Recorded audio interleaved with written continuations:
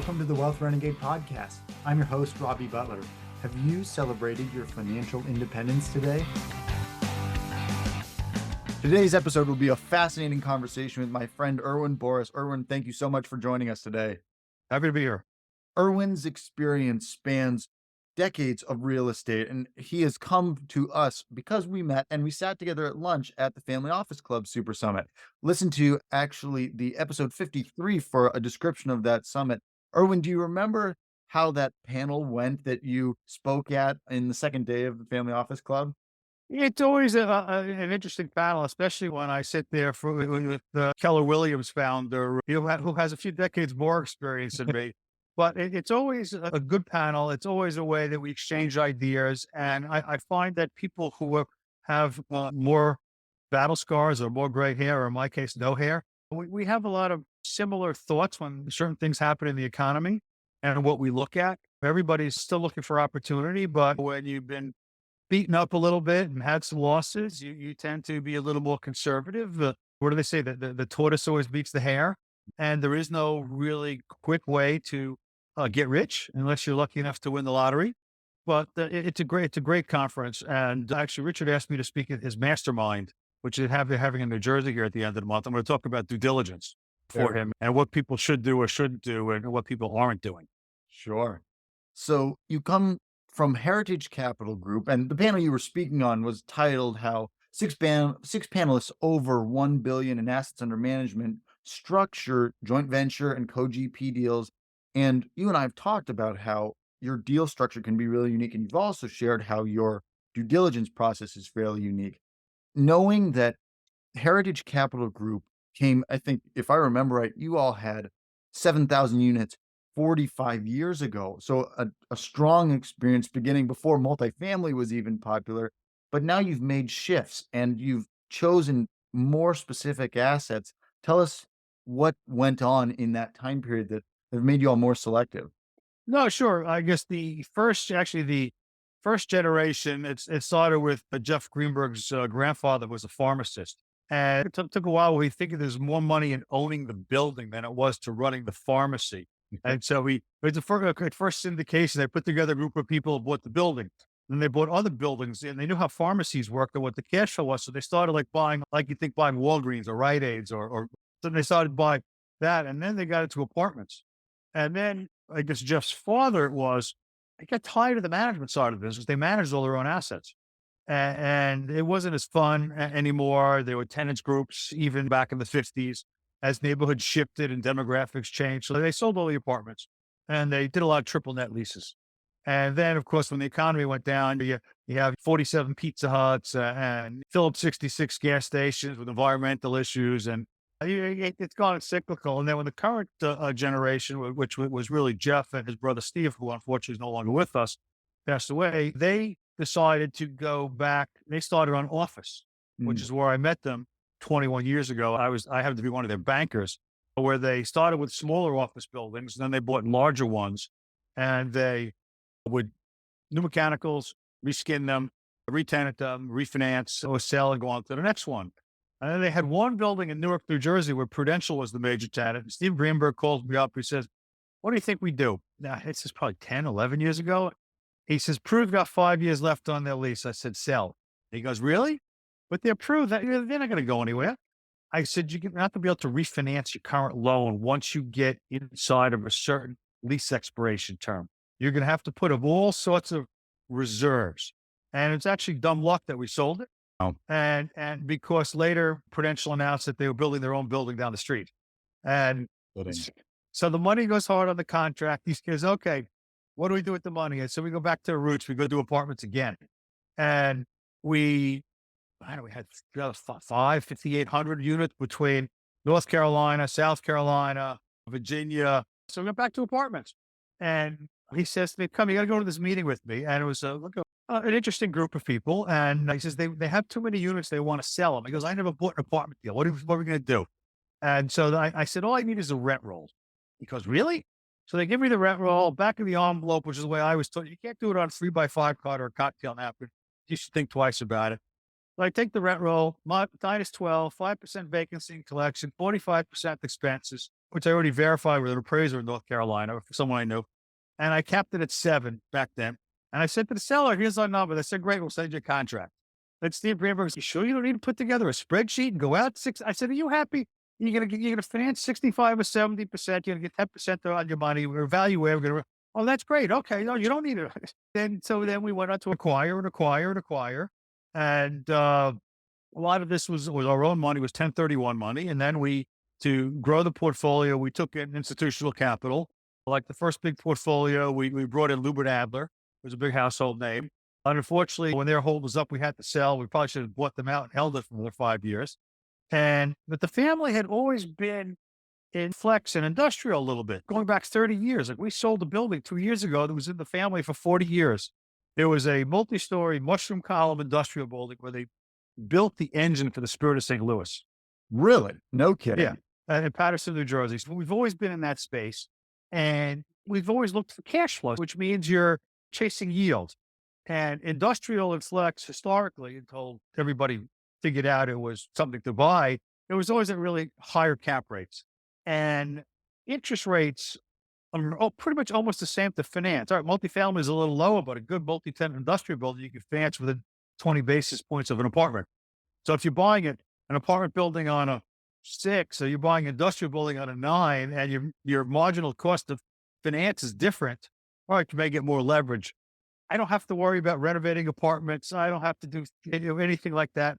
And the beautiful thing is, I'm not eating all the operating expense increases. Totally. And so we continue to plow more capital in, raise money from high net worths, other institutional partners, some of which we've done several deals with, and it's all about the cash flow.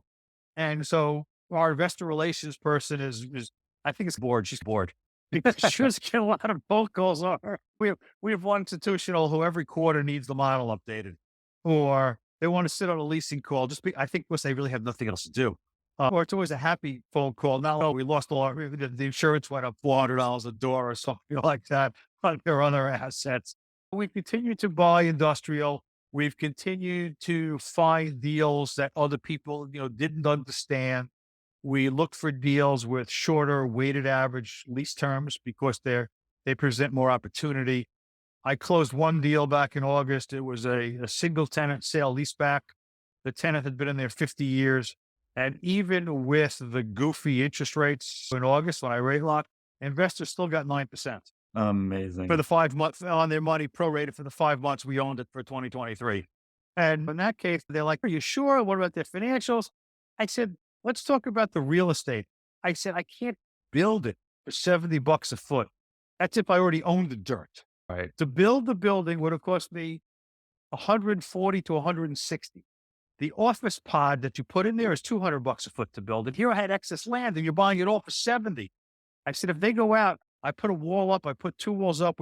We have 3 tenants in there. We get another $1.50 a foot. We get it. I had to explain that to Citibank also. What do you see in this deal? We don't like the financials. I said, it's real estate. Are you a real estate lender or are you a credit lender? Jeez.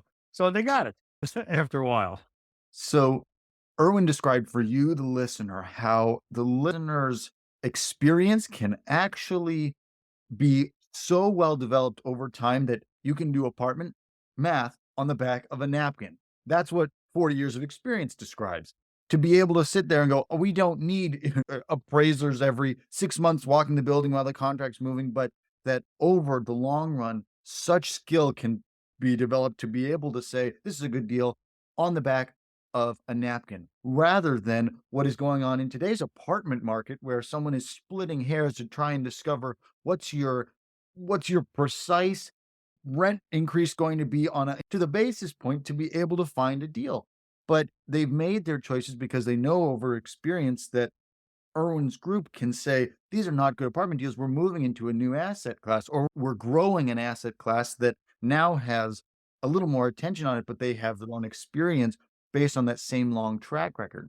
So, Irwin, as you're establishing a new source of capital where you have worked, as you described, with your family office money for generation after generation, you've worked with institutional money for some time now to be able to grow your portfolio and your brand. And now you're growing your brand additionally by moving to the retail investor. Let's talk about the retail investor investing in a new fund with Heritage, what would they need to know in terms of asset allocation to be able to add industrial or whatever you're offering in your fund to their asset allocation? What needs to be thought of there? I guess an investor should really look at how they're making their investment decisions. Have their other real estate investment decisions been made based on pro forma IRR or multiple? Or was it based on what the contractual cash flow is day one and assume the business plan works and there's going to be an increase in the distribution every year? Like I've always said to people, you can't eat the IRR. So to use that, if you're greedy, you say, look, I'm going to get a 47, 48 IRR. It's a three multiple. I'm going to triple my money. There are too many variables 3, 4, 5 years down the road, as people have found out in the last 18 months, that work against you, that you can't control. Where we look at every deal because we put our money alongside our investors' money in a first loss position, that we're prepared to hold a deal indefinitely. And we have held, deals for 10, 15, 20 plus years because the hardest thing to do is get control of it and close it. And if the goose is laying golden eggs, why trade it in for two gooses where you don't know if you're going to get the same amount of golden eggs from? Because cash flow is everything. So I think investors should really look at not the estimated cash flow, which I see in some of these syndications, but really look at what the cash flow is going to be. What are the rents in place? What are the debt assumptions? And say, all right, I can live with 8% the first year. And in a worst case scenario, you get 8% or 9% a year for 10 years and you sell it, you get your money out. You beat the bond market by more than double today, the 10-year bond. Right. You got the tax benefit of the depreciation. And at least that it's not a sponsor who is going to shorten the hold period because he wants his promote in order to generate a high IR so he can get more money out of the deal, out of your pocket. So I think that the way we structure our deals and our investment horizon it's the interests are aligned. We're prepared to hold as long as our investors want to hold. Like we have some even institutional investors where we say to them, hey, we got an offer of this. Here's what the multiple, and they say, no, we like 13% on our money. Let's just hold because they realize they can't generate that now. And as the market got tighter, because they also do apartments, they didn't like what they were seeing. And being a family office and working with high net worth investors, even accredited investors, everybody needs the cash flow. Cash flow is where you heard people like Grant Cardone speak. Cash flow from your investments is what you use to buy your luxury items. It's what's going to create your wealth. You have your salary from your job, and then you have your investment income. And if I'm distributing 9 or 10 or 11, or as it grows current, you can take that money and reinvest it into something else and compound your money. So if you keep reinvesting that money every 2 years or even at smaller pieces into other real estate deals, you're going to create a lot of wealth over a 5 or 7 or a 10-year period. Plus have real good tax efficiencies. Not quite as good as Donald Trump, where you get money back and they'll pay in every year. But I'm very happy with my tax returns every year because of all the depreciation. And that describes what a real estate investor should be accomplishing with their money. When we've got inflated senses of what apartments can accomplish, and you've got such strong marketing arms behind current apartment syndicators, they're selling stories that may not come true. What Irwin is describing here is the facts of the matter day one of the deal, which is a sea change for most investors who have only been perhaps in the real estate market for the last 7 or 10 years, where everything is rosy and the marketing packages say it will continue that way. But to be able to say day one, this is what you will deliver. And unless a meteor hits the property, this is what you can confidently estimate is consistent with the project's business plan, pro forma, because you've already seen it for the last year or the last 2 years or however long the property's history runs. That is a dramatic sea change that an investor has to realize comes from your experience. No, it is. And I think what happened is people who started investing in these earlier syndications, whether 10 or 11 years ago, they've been very lucky. Except for the last 2 years, it was really hard to screw up an apartment deal. You had to work extra hard to make it fail. But so I think also some investors, as they kept doing more and more, realized they can't fail. And maybe some investors did less due diligence or went in with sponsors that weren't as transparent and didn't want to provide a working copy of the model to see if it worked. And there are people that aren't the one to give you the model. I always like to see what people are doing. So I always ask for the model. And when they send me a PDF and I said, well, I need the Excel, I want to see your assumptions. And they say, what do you need those for? It's time to run. And Some syndicators have real cash in the deal, some don't. But what happened in the last couple of years is in order to financially engineer them to make them attractive, expenses were growing at 2%, where they actually probably grew at 15 and 20% in some cases, especially with insurance and taxes and payroll costs. Yep. And the models are locked down too tight. And that's the one advantage in our deals. Operating expense increases are borne by the tenants. The only effect it has on the property is if the lease the tenant vacates, it's going to affect my ability to increase the rent. Yep. It's not going to affect my ability to put a new tenant in, but I might not be able to go from $10 a foot to $12 a foot if the operating expenses went up $1.50 a foot that the tenant's going to pay. So I know I'm always going to have my cash flow. And I know over time, everything is going to even out because when we look at a deal, we're prepared to hold it indefinitely. And based on our experience, we know there's going to be cycles. And as long as your debt is long enough term, it's fixed. Or the case we have a bunch of floating rate debt, and people laughed that we took full term interest rate caps 3 years ago, and we're laughing Idiots. now. Right. Only because I'm 62, Jeff's 58, and Frank is 57, and we like to sleep at night. We also tend not to leverage more than 65%. Hmm. So if I'm losing 2 or 3, 4, maybe 20% of my tenants, I can still pay the mortgage. Yeah. I overcapitalize every deal. And at first, Jeff, who's our founding principal, says to me, "What are you doing? What's all this money for?" I said, "Just leave it alone." He goes, "Well, you double escrowed." I said, "So the deal works." And so he grew to have an appreciation for the way I underwrite.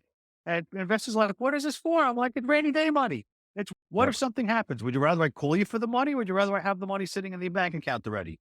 If you're happy with 8% cash flow and I escrowed an extra $700,000 at closing that I don't need, or do you want me to call you for the money and have to dilute you down later?"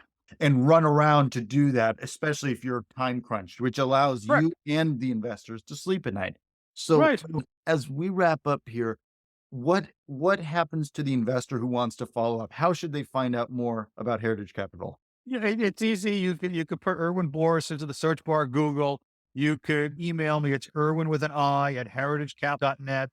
Or else you can go to our website and click contact us. We are working on some offering memorandums. We're probably going to do a Reg C. We might do a CF with it to allow some smaller investors in. But one thing I've been looking at research, there was something in the Wall Street Journal fairly recently that said there were 24 million Americans with a net worth of $1 million or more, which means there's a minimum, actually in excess of $24 trillion be out there. Now, I know everybody thought apartments. Yeah, we loved apartments too, and we still do, but I'm not buying on a 4 and financing on a 6. It should be the other way around.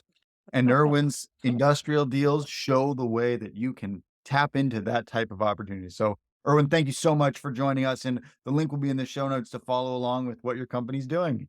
No, I appreciate your time today. Anyone has any questions, feel free to contact. Thank you.